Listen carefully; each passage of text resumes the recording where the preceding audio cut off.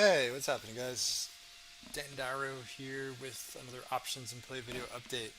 Uh, so, um, as we get into December here, earnings will start to thin out a bit, but actually looking ahead on the calendar, next week will be a pretty busy week of tech earnings, which definitely can be interesting. I mean, a lot of like high growth software type names will be reporting, which historically have been, you know, extremely volatile.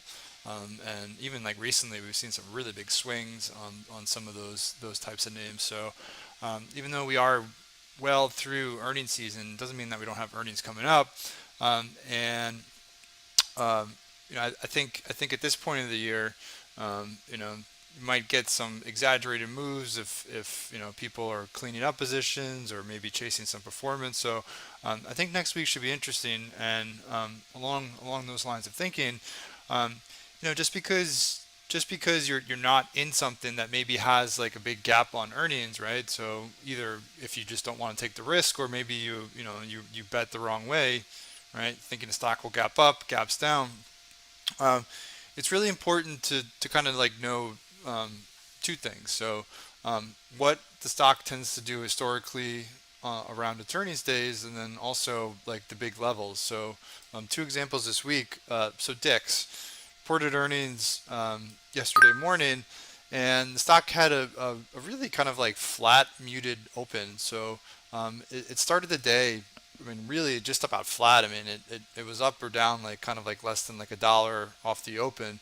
And technically, it was just kind of like sandwiched between levels. But if you knew historically that Dix tended to move anywhere from like 6 to 8% on earnings, then you would be, for what I was looking at was just whether it could find direction early and start to get a move of its like similar magnitude. And you can see obviously that even though it opened flat, it ended up having like a big intraday move to kind of fall in line with what it tends to do around earnings. So just because it opened flat, right, doesn't mean that there was an opportunity. It was knowing that historically Dix tends to move like X amount or X percentage, and then just waiting to see if it finds direction. And then once it does, you can kind of like hop on and look to see if it, kind of has a move in line with what it tends to do.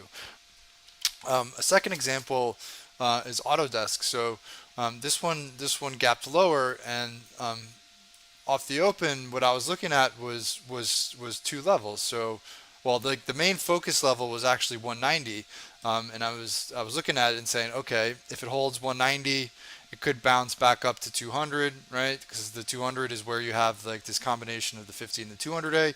If it loses 190, the next big area is down in the low 180s, which is about $10 lower. So 190 is right where Autodesk opened. Key focus level. If it bounces, could have $10 higher, which is actually what's playing out right now. If it failed, probably at $10 lower. So even if you didn't participate in the move overnight, there were still opportunities, right? It's knowing the levels. So knowing what a stock tends to move historically, say like a Dix, but also knowing like the key levels on a stock where it's opening can really provide some opportunities. And I feel like this is particularly relevant as we get into next week and some of these like high growth, historically volatile software stocks, because not everything's going to have a huge gap, and also not everything that has a huge gap you're going to be involved with. So there's going to be there'll be trades out there. So it's just having a game plan, knowing what you're looking for, and then if it starts to line up, maybe taking a shot and seeing if things play out for you. Okay. So food for thought, but first and foremost, it's time to relax. Tomorrow's Thanksgiving. Hang out with the family, friends. Um, just enjoy like the holiday, and then we come back Friday, short trading day, and then the weekend. So this week is more about taking it easy, relaxing, catching up with family and friends, and just enjoying this time of year. So I wish you all a really happy and healthy Thanksgiving. All right, I will be in on Friday, so I will speak to you then. If you're not coming in, hope you have a great weekend as well, and I will speak to you on Monday. Okay. And if you do like this video and you're looking for more information about trading options, please follow up the link in the description of the video for more information on options to play. Have a good one.